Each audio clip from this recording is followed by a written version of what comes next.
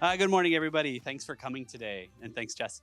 My name is Travis Wndleharth, and I am a senior researcher at an organization called Foundry 10, based here in Seattle, where we expand ideas about youth learning and create direct value for youth. And a lot of the work that I do as a senior researcher is studying learning activities and learning outcomes, and specifically games for learning. So, the way that I've set this up today, I wanted to do something a little bit different. I call it a round table in the title, but there are no round tables, and in fact, this is a very much a not ideal situation. It's a semi hemisphere. I am going to ask. There's three questions that I have throughout where I am going to pause and ask folks to talk about something for 3 or 4 or 5 minutes, and I'm going to ask somebody to shout a couple of perspectives at the room and at me. I do a lot of talks, I do a lot of lectures, but really, because we have so many designers and because we have so many educators here, I have a couple of pieces of this presentation where I want to hear from you. And even if it's uh, seems very simple idea, I would want to hear those. So, as discussed and as advertised, I'm going to give you some theoretical background as a researcher. So, this is a little bit the research talk, and I'm going to give you the theory and background that helps designers and helps educators think about this a little bit more. I've done some talks recently with Second Avenue Learning, if you've heard of them. They do game design work. I did a talk at Serious Play with some of this content. And the idea is just to give some theoretical grounding which might jog your memory or at least get you thinking about the kinds of things that you want to see in research. My goal out of this today is to hear a little bit from you. That's what I'm trying to impart. Is I want to know what you as an educator, or what you as a designer, or what you as a caregiver think, about games and learning, when they're working, when they're not working, what we need to know as researchers or designers. So, without further ado, I like to start with this anecdote about my kids when they were younger. I was driving south along the 5. I'm from California, so I say the 5. And we were passing Soto, and one of my kids in the back of the car says, "Oh, hey, Dad, look at that yellow area." And I'm like, "What are you talking about?" And I'm looking out over this. I was like, "It's just, the stadium or whatever." Um, and then they said, "Yeah, we also just passed the blue area. It's a high density blue area." I'm like, what is this language that you're using? And then it dawned on me suddenly what was happening. Here begins the audience participation. Somebody yell at me what you think was happening. Go for it. Yes. City building sim categories. Yes. My kids were echoing back to me zoning from SimCity. From SimCity. I had been playing in the room, and they were quite young at this point, 5 or 6, 5 and 6. And, they watched me playing this game, and I really like these simulation games. And they, without really intending to do it, had picked up these concepts. They knew 2 concepts in those statements that I mentioned to you. They understood zoning, right? They saw the warehouses and the factories. They understood that was, kind of an area for the yellow area, the industrial work. And they remembered the commercial zoning. And not only that, they remembered the density, right? They saw the tall buildings. And just from observing this game, they saw that. And I thought, wow, that's pretty powerful. I should go get a PhD learning about this. And so I did. And that's how I got where I am today. But this is how I think about games. And a lot of the work that I do, this is the through line, is what my children had learned is a model of city planning in just a little bit of exposure to this one game. There's a whole world of theoretical background underneath that supports this kind of learning. They were also a big fan of several other systems in the game, as my discussions with them turned out. They really liked how the poop flowed under the city. They always wanted to see that. And they would say, "Oh, look, you need more capacity, Dad, because it's going down into the red. The poop's going to back up again." So, they had a basic understanding of sewage capacity and things like that. So they really appreciated that game, and that's what got me on my start. Here's a sketch of what we're going to talk about briefly. I got a few definition slides, a few theory slides, a chunky framework I'm going to show you. Then I'll go into a little bit less text, show you one chunky visual metaphor, an approach that I use, and an example in practice. Intermittent with those, I'm going to ask you these questions that I've been talking about. So I'm going to pause right there and ask this first question. If you are an island unto yourselves in the crowd, you may or may not want to maneuver closer to somebody else. But within your space, whether you're a designer, whether you're an educator, whether you're a caregiver, what are the characteristics of learning games that you think youth are most drawn to? And I don't know, I'll give you 2 or 3 minutes. I would love to hear some murmur. Cool. Go ahead and talk for 2 or 3 minutes, and I'll just have you yell your conclusions at me.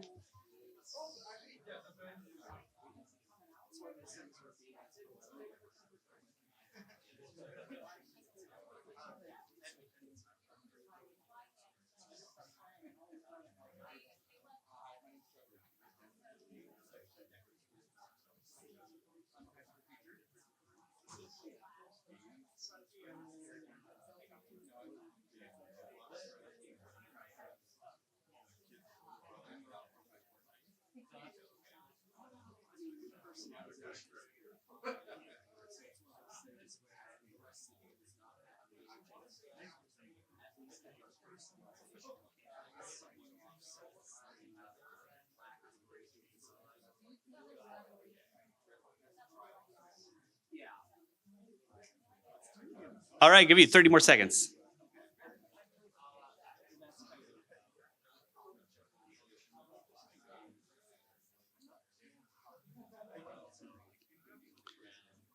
All right, wrap up that sentence there. All right, I'm gonna sweep across the room. Go ahead and finish up your last thought. It's a little bit of a lightning talk, so we'll be quick here. I'm gonna start over here on the right, and I just want some people to yell some stuff at me.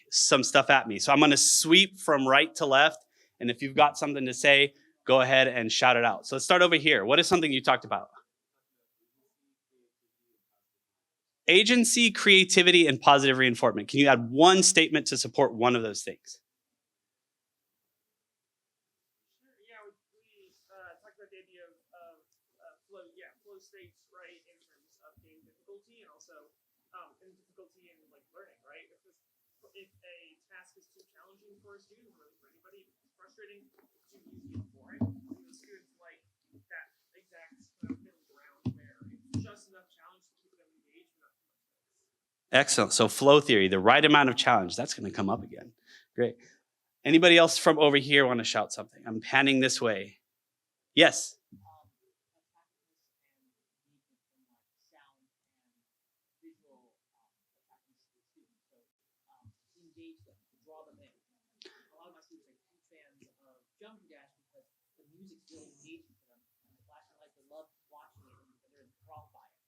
Yeah, so the attractiveness in the images. Thanks, Joseph.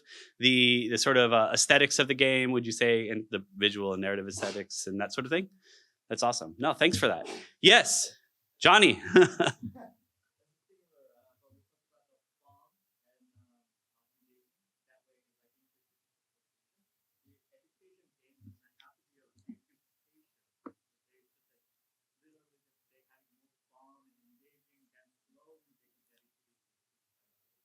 So slowly getting into the education side. So are you saying that you think like the engagement, the fun has to be there first?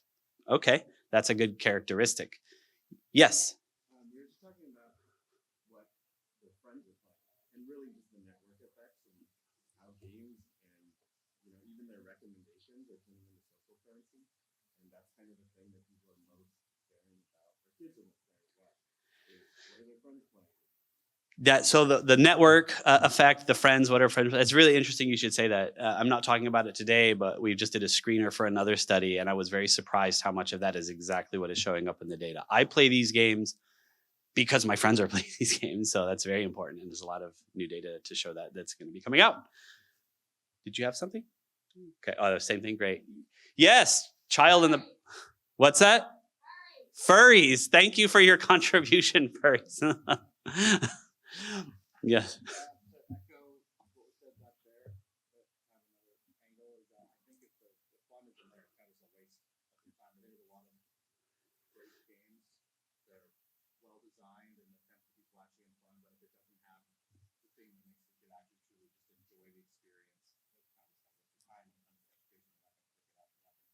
Right, so you don't think they're going to pick up this education if that kernel that makes them enjoy it is not present at the core of the game. That Structurally sound and amazing, well-designed. ticks all the boxes, but that one, it's not going to happen. Great. That's an important characteristic. And I saw at least one more. Yes.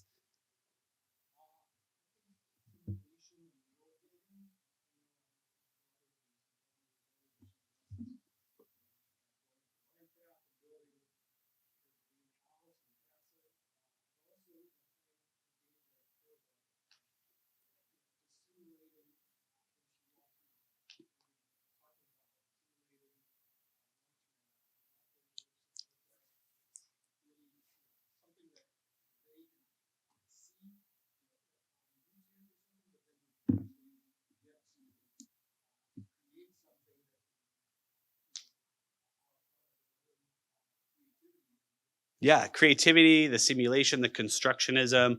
I may mention Kerbal Space Program in these next couple of slides. That's great. Thank you for that. Thanks, everyone. So that was the first question. Thank you for that. I took a few notes. That's a really important perspective. Let's define what we talk about when we think about learning and meaning making, and see if we're even on the same shared page as designers and educators.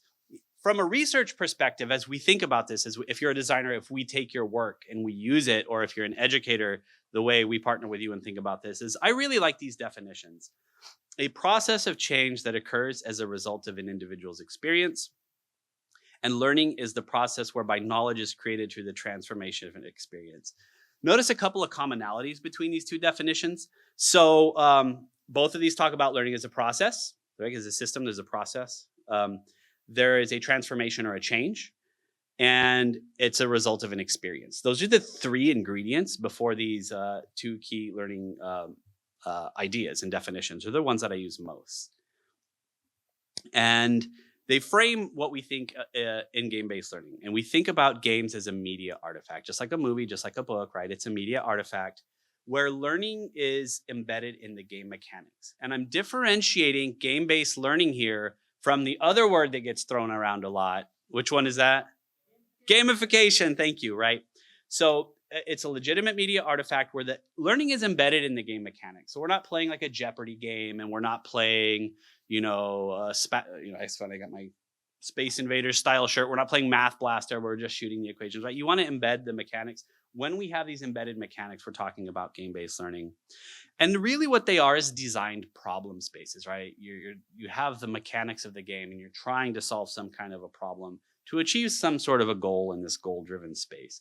And that's really the definition that from a research perspective we use to define learning and to define game-based learning and how that happens. Now here's the part that we talked about in the run-up to this a little bit. We're gonna give you some theory. How many educators do I have in the room? Okay. How many designers do I have in the room?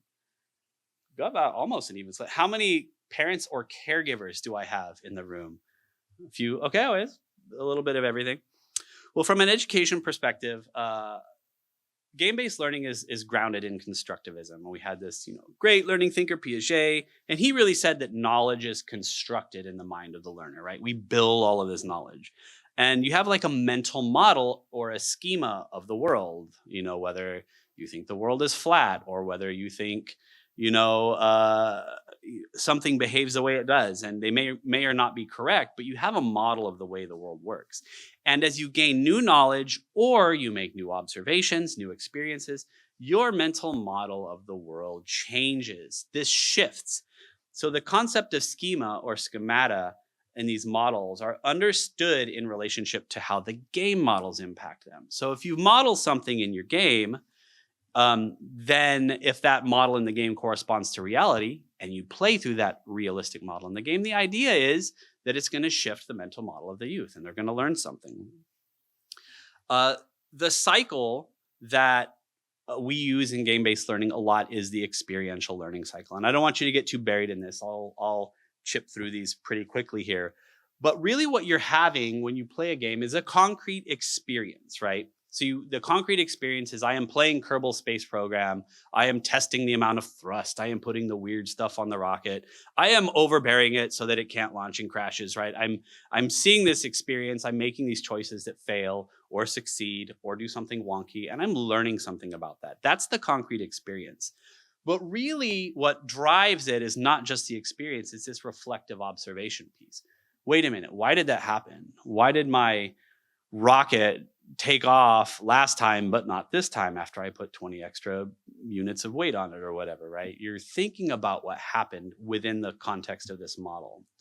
Then something begins to happen called abstract conceptualization. That's when you begin to take these concepts and make them more abstract in the sense of, even if it's not the exact thing you're studying in every case, like A to A, B to B, you're really able to take that knowledge and do what we call learning transfer. We can make it more abstract and we can apply it in other settings.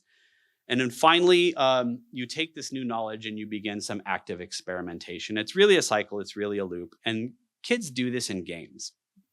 This is what we want. So big ideas, games is a model, games are a model. You have kids doing this experiential learning loop in the mechanics of the game. And as researchers, we sit down and say, what is happening within this space here? The integration of experiential learning theory, which we just talked about, and game-based learning is really done by Keeley, who is a theorist that a lot of game-based learning researchers study.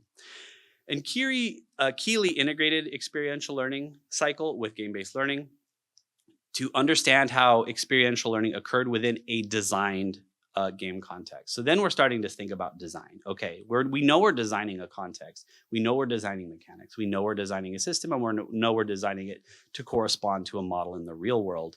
How do we marry those things together?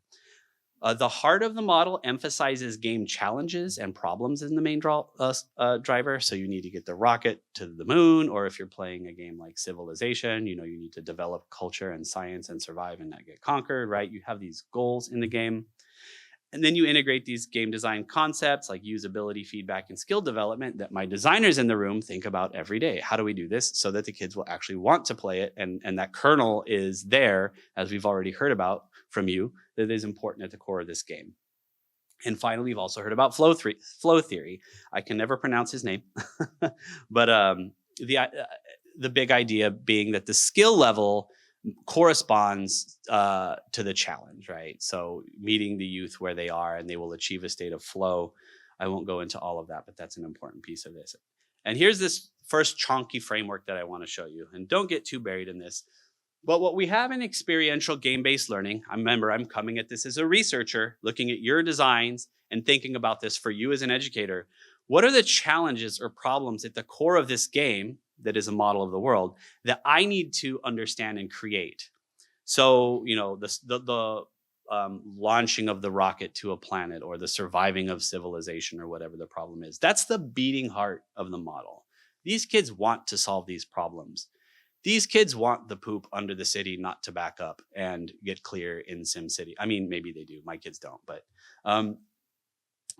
that's the idea, right? You have these challenges, these problems.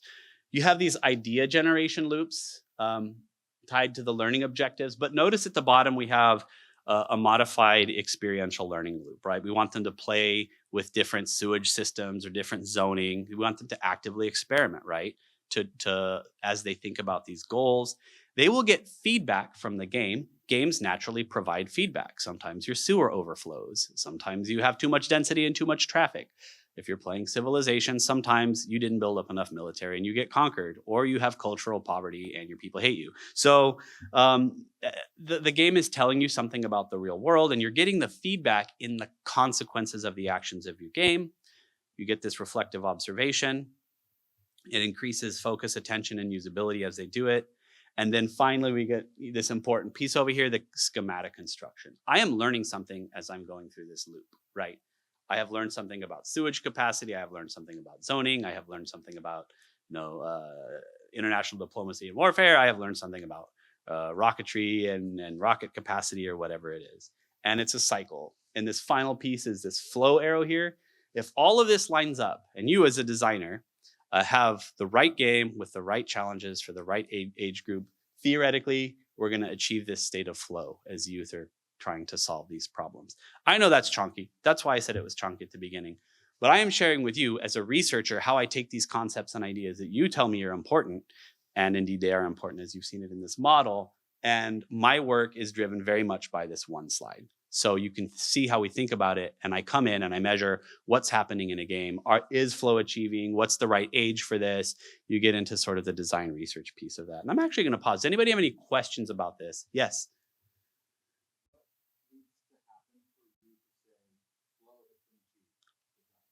Good question. So in a traditional graph of flow, there's two dimensions, there's two axes, and one of them is challenge, so easy, medium, harder going up this way. And on the other dimension is skill level of the player, which is like low, medium, high skill. So the idea is that there's an arrow running straight up it, right? And if you have low skill as a player, uh, for now, you want low challenge and coming in. If you have medium, medium. And there are characteristics, psychometric characteristics of flow, include like a sense of time is differently. If you're in a state of flow, time is contracted. There are measures of frustration, of course. If you're on one side, the measure is frustration. If you're on the other side of the line, the measure is boredom. So there are psychometric measures you can have for frustration, for boredom, and a few other measures like, do you experience time differently, and are you experiencing some of these other psychometric characteristics that are associated with flow state? And it's been studied for about half a century now. So yes. The zone of proximal development was from a Russian psychologist named Vygotsky. And the zone of proximal development is kind of closely in parallel to this. So the zone of proximal development states that an ideal zone for learning is, I'm going to be a little bit physical with this. Let's just say this is what a youth can learn on their own with no guidance, up to here. But here is what youth can learn with the help of an experienced other. Of course, it's going to be higher. This zone here is the zone of proximal development. Some people have said that a good learning game that is set up as a good model can functionally act as a more experienced other, right? The game, if it is properly scaffolded and it provides them opportunities to experiment and fail, they can enter this zone of proximal development. But that's only, that comes down to good design for all of you game designers, right? Can you scaffold the game? So they're related, they're different concepts, but they have some overlap. Yes, Joseph.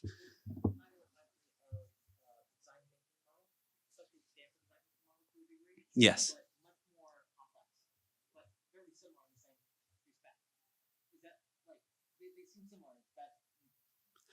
There's a lot of, So, design underpins all of this, right? So my lab at Foundry 10 is the design-based research lab. And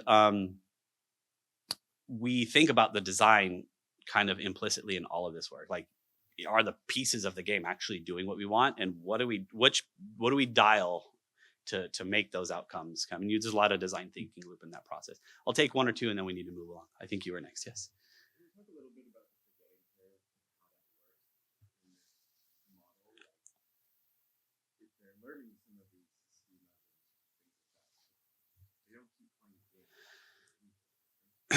That's very much an open question. How much things stick and how long they stick in games. There's a lot of evidence that there are things that are permanent changes and things. And there's, it's an underexplored area. I honestly can't talk that much in depth to it, but there's mixed reviews. There's a lot of evidence that some schema are permanently changed, and then there is definitely some drop off. And we're still trying to find out the design characteristics that are associated with each of those phenomena. Yes. Okay, this is more just user reflection, but I remember with older games, a lot of it was you were introduced to the game and then you kind of pick your hard skill floor and you didn't really pick anything up. Since then, I found that a lot of games are a lot better at teaching the easy or basic mechanics, but then there's still a lot of them, the mid or advanced skills they're not very good at. Yeah, and scaffolding is one of the biggest open things, right? Because every kid comes into a game with a different gaming literacy to begin with and a different skill set about the content of that game, and we're still really trying to figure it out. It's a very open area for discussion. Okay, I think we'll have to move on. We'll come back for a few more questions. So we have games that model lots of things under this. Has anybody heard of DragonBox? Yeah, it's like teaches algebra to kindergartners, right? This is using functional symbols and pictures to teach algebra. The model is the same. You can actually engage in the same loop that Keeley was talking about with this, right? We want the game-based learning to align with the mental models. I'm going to skip a few of these. I've talked a little bit about mental models. Viewed from a cognitive perspective, the goal of learners' engagement is the construction of these mental models. And you can model lots of things, right? Who knows what this game is? I mentioned already. Civilization. Yeah. And I think this is Civ 6. Yeah, it's Civ 6. And it models lots of things. It models diplomacy, it models economic development, agricultural, natural disasters, relationships between nations. And actually, there are like game-based learning scholars that study this game specifically. Like Eric Schaefer, Klopfer, one of them, right? That built their whole dissertation and career on studying how mental models of these concepts shifted with this game, because this game models them very well. We talked about Kerbal Space Program already, right? Rocketry and physics and thrust and gimbals, or however you pronounce it, and really that constructionist angle where you get to do this active experimentation, right? And again, tying this back to me as a researcher and you as a designer, we work together. So you have this design, here are the affordances in your language of design that this game system can use. I sit down and say, is it working? How is it working? How are they interacting with it? Are there certain ages or certain preconditions? There's lots of questions that you can ask. I forget the name of this game. I think it's called Evolution. You actually, it's a little fighting tactics game, but the stats and characteristics of your creature are based on their DNA. Like the ones that survive can pass on their genes and evolve. And this is a model of survival of the fittest in a combat format, right? It's modeling genetics, it's modeling DNA a little bit, and it's modeling natural selection. So all modeled out in here. One of my favorites, the McDonald's game, which was developed by Ian Bogost. Right, you're running a fast food empire. It's a model of a fast food company. There's a lot of like business simulation games, but it also models like the destruction of the forest to raise the cows, and you have to sort of like balance the ecological consequences of fast food production with the success of your business. But it's still a model. Right? It's some realistic concepts in the real world. And this is a game that I work with a lot called Oxygen Not Included, and it models lots of things. It models chemistry. It models engineering, pumping systems and filtration systems for water. I wrote my dissertation on this game. Pumping gases and atmospheres is food production, right? There's a lot you can do with this particular game. I'm going to pause there and move on to our second question. What is the current state of the tension between gamification and game-based learning in your space, whether you're an educator or a designer, or even, want to come at this as a parent? So we've looked a lot at what game-based learning is, the experiential learning loop, and what we're trying to achieve from a research perspective. There's still a lot of this gamification aspect in our society. So take 2 or 3 minutes. If you have anything to think about this, I would love to hear about that in a couple of minutes. So back in your group.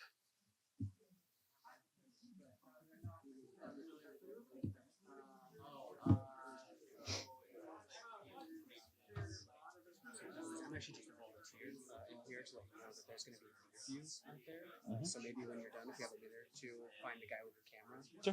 And just maybe have a few. Where at? When you walk into that main room on the right side, it's going to be The main room where people are downstairs. Go up here. Oh, Here, this sort of lobby area up here, just right to that door to the right. He'll have his camera thing set up, but he's looking to get all the people who are speaking in this interview. So Cool. Awesome. Thank you.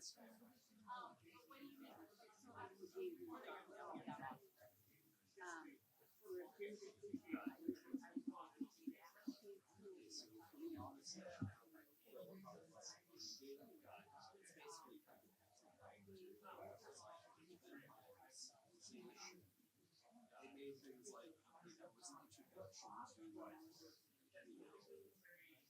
pre-industrial where it's like, oh, these cultures exist. And so the idea that these things existed made an interest, but it didn't really give too much. So it's one of these things where it built a mission for the concept, but the actual education was oh, so you're working with yourselves, you have a small event, so you can where you learn about the series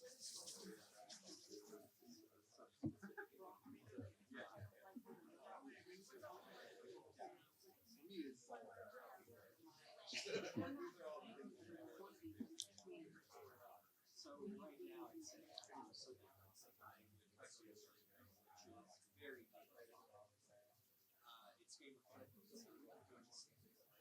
now it's very it's gamified. actually, that's just part I did about basic concepts. That's a big part. It's just now we got not quite it's one of those things which just kind of short hand gets done so I found in terms of database sort of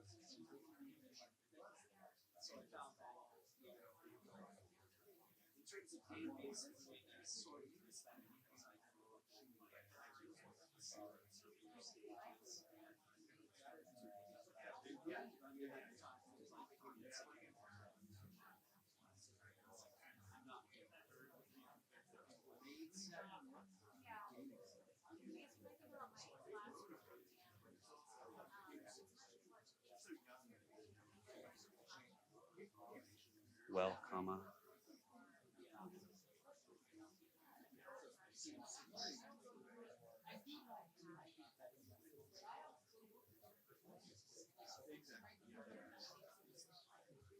All right, I'm gonna do a sweep from right to left.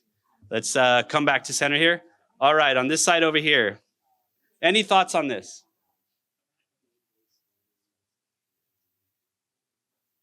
Yes, go for it. Yeah, well, we were just talking, we kind of went on a tangent. We talked about the tension of models and kind of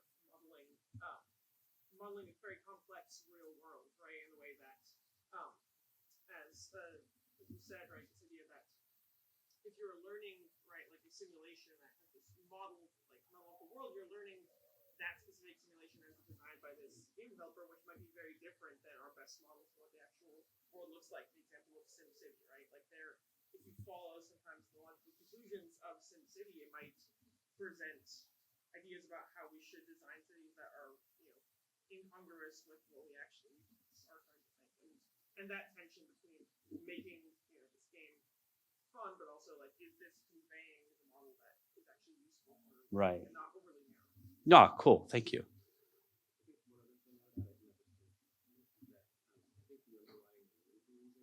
Okay. Right. So the comment here was that a behaviorist approach is about gamification, right? It's like modifying behavior, sort of the Pavlovian, dog and the bell approach, whereas game-based learning has other approaches that are used. Thank you. Yes. Oh, third grade teacher. Excellent.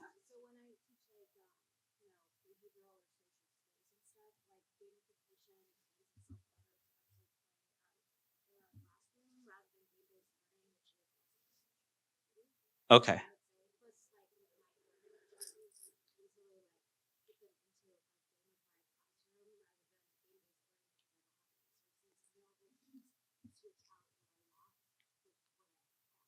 So I'm hearing a couple of things. As a third grade teacher, the gamification lends itself to the social aspect that you're saying, but it's a design constraint as well. With the time you have and the resources you have, that's what you can execute in that space. Those are exactly the kind of things I want to hear about. Game-based learning is more resource intensive, and you feel like you have like less time and resources to do that with third graders. Okay. Yeah, you don't have the tools for your learning object. Good to know. Thank you. Yes.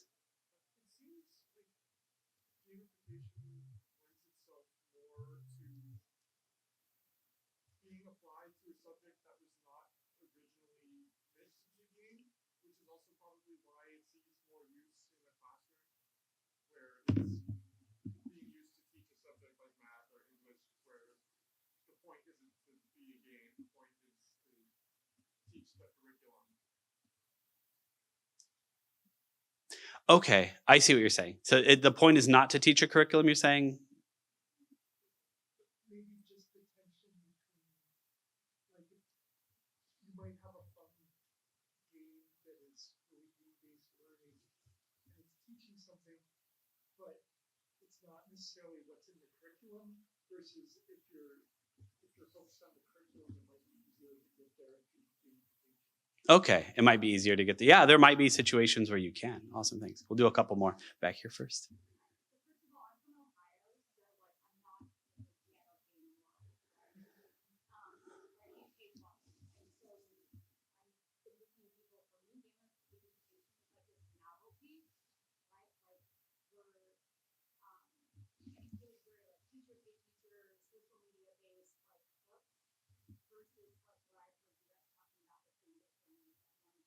Right. Okay. Um, no, that's good to know. Thanks for that. Sorry. Oh, I have one more. Sorry, and then we need to. I'm looking at the time. We need to keep going. Go. Yeah, Joseph. So, for gamification, I see it as you're taking game elements to reinforce ideas or to pull in people into a topic or an idea, achievements, and stuff like that. Okay. Yeah. Where game-based learning is much more you're playing the game and you're learning along the way. Right. Where the other one is I'm trying to give you treats to keep you coming to me.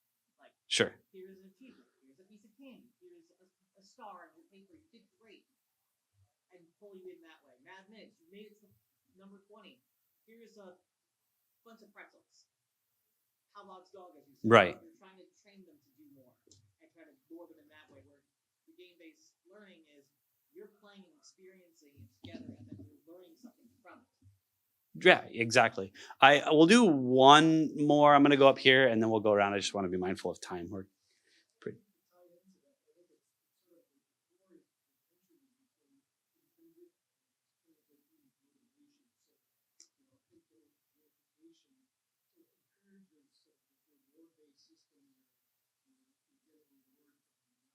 Right.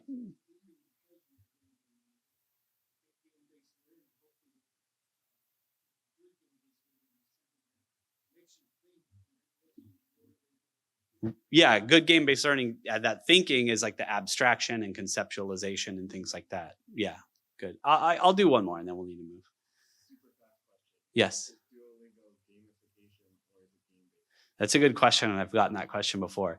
I think it's both. It's definitely gamified. It's got the badges. Duolingo, right? It's got the badges. It's got the like system of rewards. It's got different kind of points. But when you're doing it, the structure of the grammar, when you slide the words in and you're picking the thing, that is the thing, right? That is the language is the model. So it's both. It is game-based learning, but it has definitely infused with gamified elements. All right, let's see what this kid in the back has to say.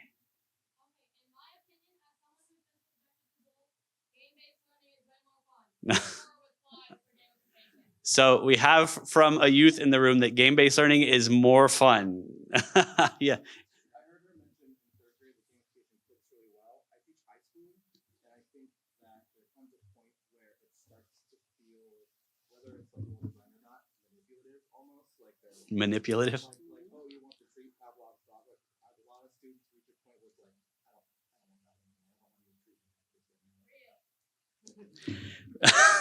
Real. Yeah, I can see that too. And it is, I'm wondering if there is like an age thing for my educators in the room, if there's like this age difference. And I don't know how, that's part of like exploring the design, like design appropriateness for age is a thing, but not sure how deeply that particular angle has been explored.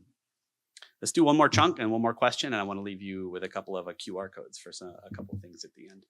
So one more thing I want to talk about is formal analysis. And this is kind of bridging is an important like theoretical background for a game. When we do research with a game, we need to be able to define it and discuss it in really clear terms, right?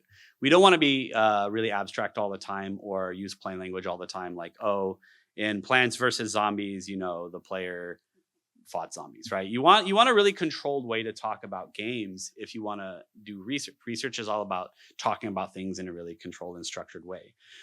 So formal analysis, and this is really closely tied to design, is where an artifact and its specific elements are examined closely and the relationships of the elements are described in detail. So when we talk about formal game analysis, we think about these things called primitives, right? They're the building blocks of games. It's what you're creating as designers, right? So examples are components, like Mario is a component, the Hammer Brothers a component, the hammers, the plant, the little blocks, those are all components of a game. And you game designers know this term very well. And of course, you have actions. And whether it's an analog game or a digital game, you have actions that the rules define you can do. I can run, I can jump. If I touch a fire flower, I can press B and shoot it. You define these formal actions that you can do. And then you have goals. What do you have to do? Well, in Mario Brothers, you have to successively touch the flag at the end of a series of levels without your component touching bad components, so you live, and then eventually do a bunch of these and succeed at the game, right? So you have the primitives or components, these actions, these goals, and the actions can be of different types. The player actions, like I am controlling Mario, right? Those are player actions. You have component actions like the timer. They're just the time ticks down in Mario Brothers to things in the games that just run on their own. And then you have system components as well. So I flipped that around. You have the component actions. So the Hammer Brothers are our components we already talked about. They run their own actions. Then we have system actions like the clock running down. All of which is to say, if you describe this in a really particular way, you get a formal language. And if you're thinking of this game as a model, right? And you want to describe all of the things, the chemistry and the physics and the biology that happens in the game, you use this formal game analysis language. And what I do with that is I sit with youth and watch them play these games, and we do a think aloud interpretative phenomenological analysis. This is tying it all together. And here is that last chunky metaphor I talked about in my framework. This is what I do in my research at Foundry 10. This is what I do with my professional research here. And I'm going to tie it all together with this. And so if you work with me or you talk to me, pretty much anything I do where there's a game involved, this is how I think about it, and then this is the approach. So if you're a designer, you're going to see how I think about your design in the game, and this might inform how you think about it when you design things. If you are an educator, this is these little shapes, the way they're changing is how I think about these changing use schema or mental models, and that might help you think about that as well. So I'm going to start here way on the left, and that's the domain. And of course, a knowledge domain is the way things are in the real world. So we have, you can think of this as biology, as chemistry, as physics, as history, whatever the game is modeling, that is as it exists in the real world to the best of our understanding. That's the domain on the left. Here's this first arrow. Every arrow in this is a process. That first process is design. You designers in the room, that's you. What you do is you take that real world domain knowledge and you create a game model. And notice something that's happened here. You have simplified the different components of the game, right? They're compartmentalized into game systems. It's simplified. It's not as complex. And there's that white square in the background. That's all of the points and the story and the characters in the game system that it sits on. That's what you did. You designers have taken a real world domain, you simplified it, compartmentalized it, stuck it on some other game stuff, and you've created a game model. What we've been talking about this whole time. That's, your Kerbal Space Program, that's your civilization. That's what you have done, my designers. Then we get into the next process. Remember way back at the beginning when we talked about learning as a process and it's an experiential process? Well, we're back at that now. That's that era, right? Here's the experience. Here's the process of that experience. That's what you do. These kids, these youth, they get the game model and then we play. So what's happening after that process? Well, look over here. We have this player mental model, and it's in a black box. It's really hard to know what a youth is thinking. And my educators in the room know, and teacher education, you get this training, right? Everybody comes, let's just say STEM. I work primarily with STEM, but it applies to everything. They have this mental model, and they come with naive knowledge. They come with a pre-existing schema. They may have a different understanding. Whatever it is, they have some kind of model that they come with. The idea that we've been talking about the whole time is that through this process of play, we want to see these little shapes change as they're experiencing it. The more they play the game, the more they go through these abstract conceptualizations and things like that. The webcast. Oh, the webcast. Sorry, the webcast can't hear me. The more we go through go through and play here, basically, the idea is that the shapes over here in the black box, the player's mind, more and more correspond to the game model, which of course should correspond to a certain degree, the real world domain. And here's what I do over here. Here's me. And here's my interpretative phenomenological analysis. I use a think aloud protocol and a data collection protocol where I'm constantly asking questions. How are you interpreting that? What does that mean to you? Why did you make that decision? What do you think that means? There's about a list of 20 questions that I ask over and over constantly throughout the play. And what that's doing is that is relating the formal components of the game, that language of formal analysis, to when a change happens. I call them critical incidents. Aha, that player did not realize, oh, I need to find a metal. All I see is copper. Like, oh, this player doesn't understand that copper is actually a metal. And then they get to a point where they The game forces them to learn that because they need it to solve a problem in that beating heart. And they're like, oh, I guess copper is a metal. Boom, something shifted over there. And if I'm a researcher and I'm doing this think aloud, aha, I can tick that. I can make a note of that. This design element corresponded and successfully shifted this component of the mental model of the player. And I see it happen in lots of games and these think alouds and over. So this is what's happening with my research work. And you can see, and the way I titled this talk the way it is it ties everything together. From the educator perspective, this is the learning, right? This is the mental model. This is the experimentation. This is the schema from the educator perspective. From the design perspective, you see yourself here. How you take a domain and create this game model out of it is your bread and butter, and it's what you do. And this ties it all together. And so this is the core of my work, but it's also, I believe, a very useful way about thinking about the researcher, designer, educator relationship in terms of making this whole system work.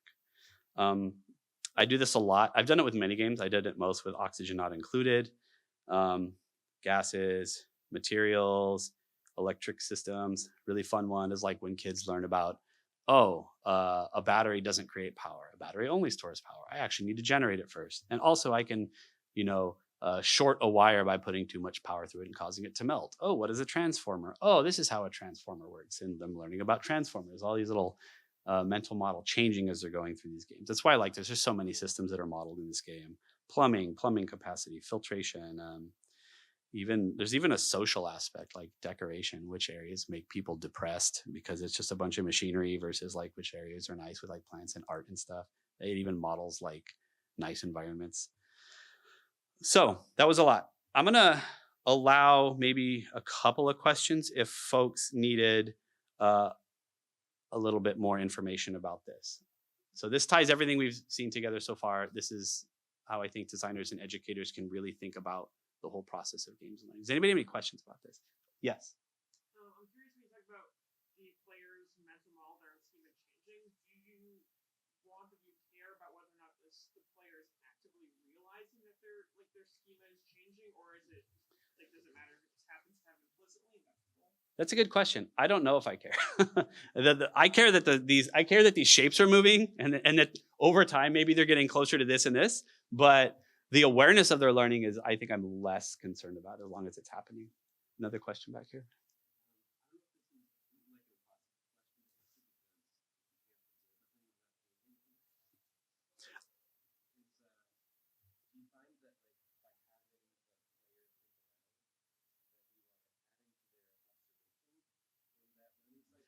It's a good question.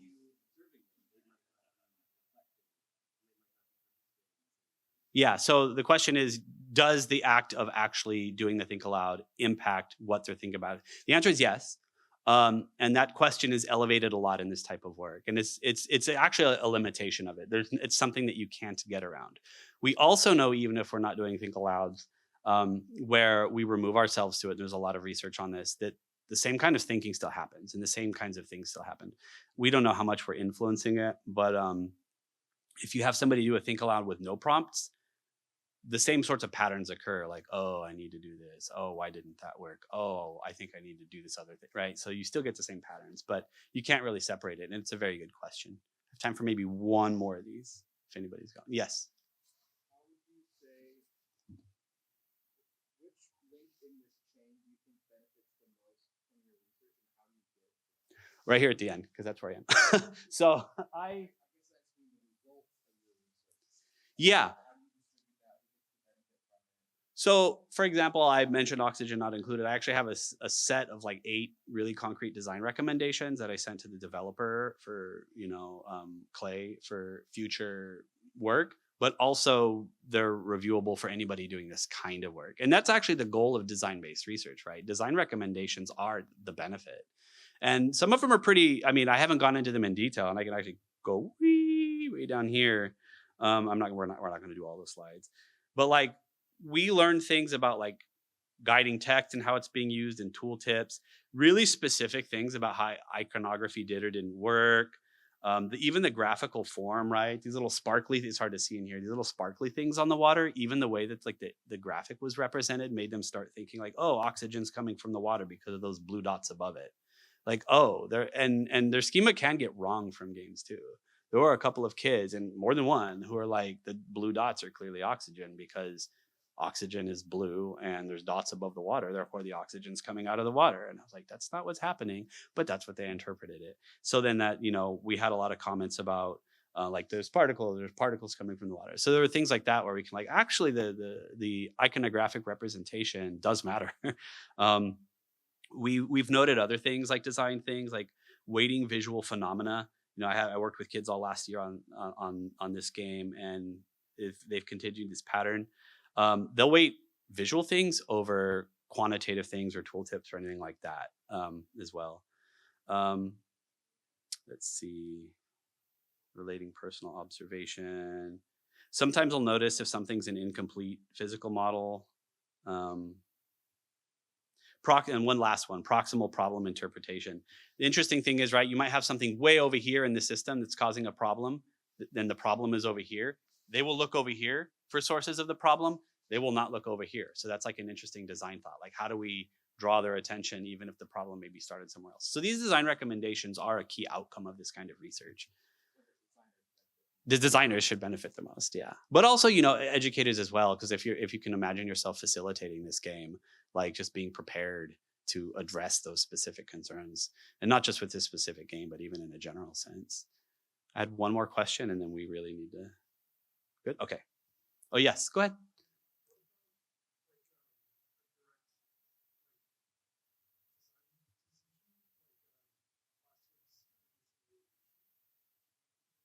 Plastics producing radiation?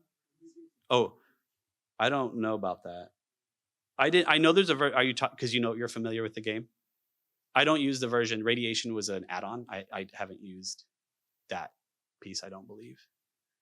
The work that I did didn't use radiation, so yeah, sorry.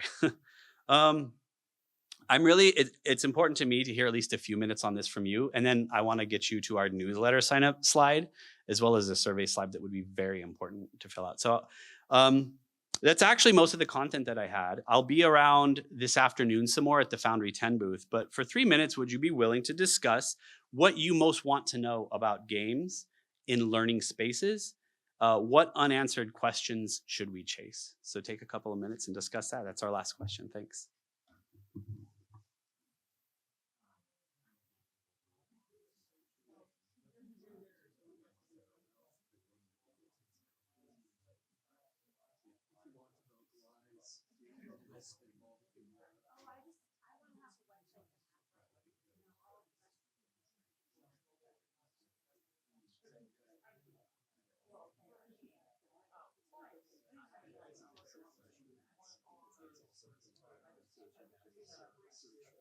Are you still out by that door? Question mark. I'll be out there in about 10 minutes with Sarah. It's one of those things where does the content not exist, or is it just there's limited time and also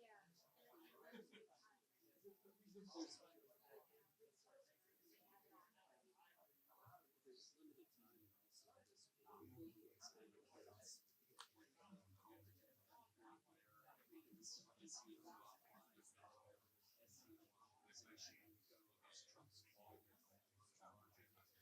So it's finding the content to actually want a lot harder because it's just the experience.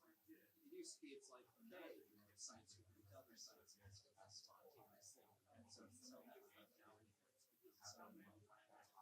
that it's just like you understand how to do this, dominant space specifically.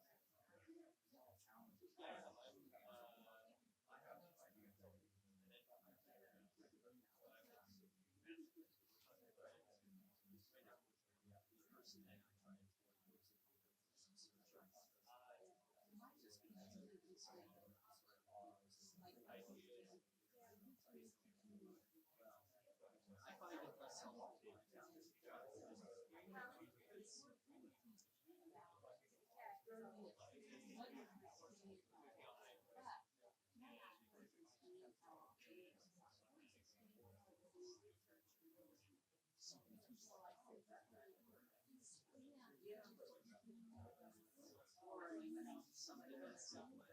Can I take one more minute?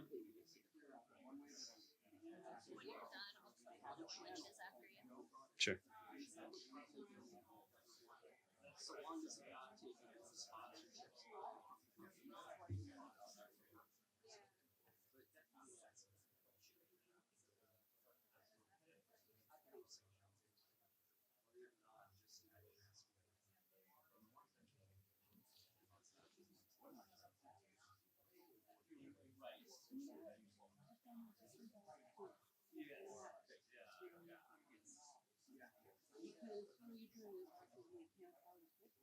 All right, let's bring it up center real quick. We're running short on time.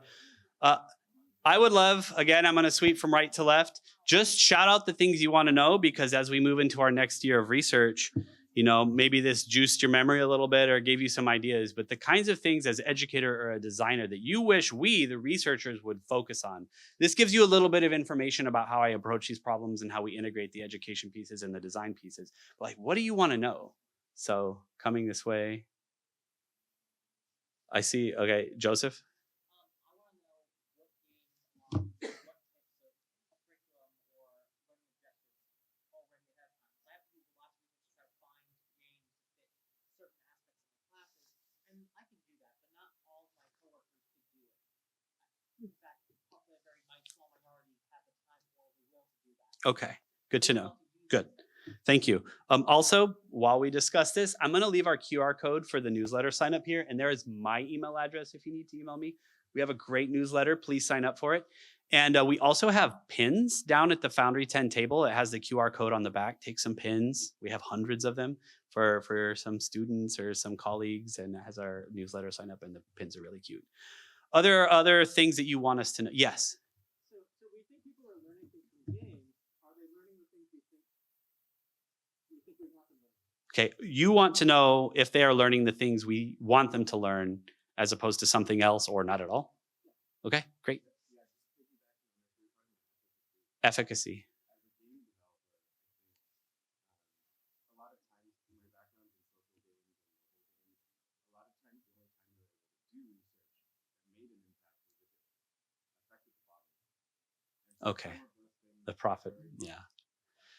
Are these two goals even aligned, right? And how can you potentially show that the efficacy matches the research and matches the reasonable change? How do we show the efficacy matches the research, matches the reasonable change associated with the development of the game, for sure.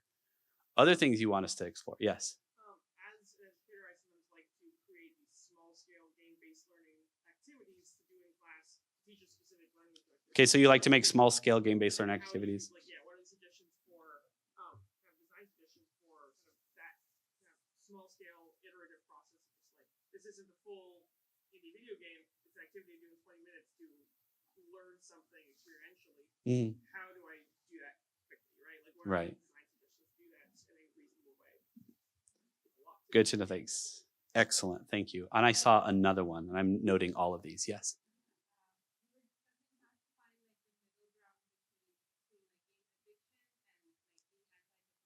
Okay. So finding the middle ground between game addiction and what was the other piece? Anti-technology. Okay. So that middle, balancing sort of the technology with the potential overuse of the technology. Good. Anything else? Everybody got our newsletter sign up? As my last slide, any more things you want us to know? Those are great, thank you. We do have one more survey. This is also at the Foundry 10 table. We have two surveys you can do at the newsletter sign up at the table with the pins, and we have this same QR code at the Foundry 10 table. This is a little bit similar to the questions we just asked. I'm gonna use this to inform the work of my lab over the next year. So if you're a caregiver, an educator, a designer, or even if youth, some youth who want to do this, please fill this out. And there's opportunity to share a few thoughts on this, as well as the direction that you think our work should go. I want to hear from designers, and I want to hear from educators on the direction you would like this work to go. And hey, look at that. It's exactly 12:15. So thank you so much for your time and sharing your thoughts and ideas on this non-roundtable table. Please stop by the Foundry 10 booth, and I hope you have a great rest of your day.